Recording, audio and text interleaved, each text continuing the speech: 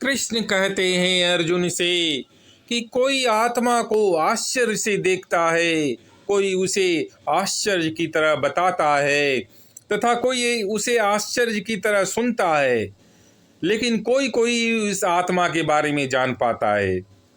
आत्मा जो है, जो ज्ञान हमें अपनी पूर्वजों से आनुवांशिक रूप में मिलता है, वो ज्ञान ही आत्मा है।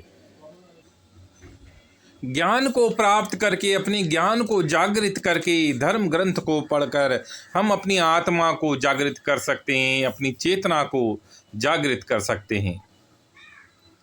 कृष्ण अर्जुन को कहते हैं कि अपने क्षत्रिय होने के नाते अपने विशिष्ट धर्म का विचार करते हुए तुम्हें जानना चाहिए कि धर्म के लिए अपने कर्तव्य कर्म से बढ़कर कोई चीज नहीं होती है। मनुष्य के लिए अपने कर्तव्य कर्म और धर्म से बढ़कर कोई चीज नहीं होती है। कृष्ण कहते हैं अर्जुन से कि मनुष्य को धर्म का अहंकार होना चाहिए, धर्म का गर्व होना चाहिए, अपने धर्म पर गर्व होना चाहिए, अहंकार होना चाहिए, न कि अपने धन पर। इसलिए कृष्ण कहते हैं कि कर्म हमें अपने कर्म को करते रहना चाहिए। अपने कर्म को करते रहने से हमारी महान भय से भी रक्षा होती है, हर प्रकार के डर भय से हमारी रक्षा होती है।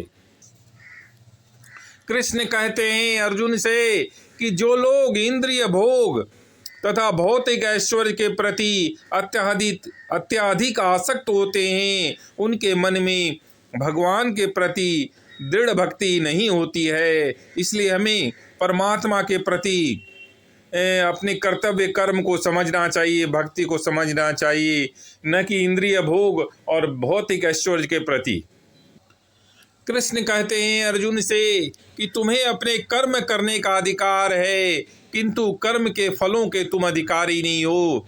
तुम्हें कभी भी अपने आप को अपने कर्मों के फलों के कारण नहीं मानना चाहिए। कर्म न करने में भी कभी आसक्त नहीं होना चाहिए। तुम्हें सिर्फ अपने कर्म पर ध्यान देना चाहिए, न कि फल पर। जय अथवा पराजय की समस्त आसक्ति को त्याग कर समभाव से अपने कर्म करना चाहिए, और ऐसी ही समता को योग कहते हैं।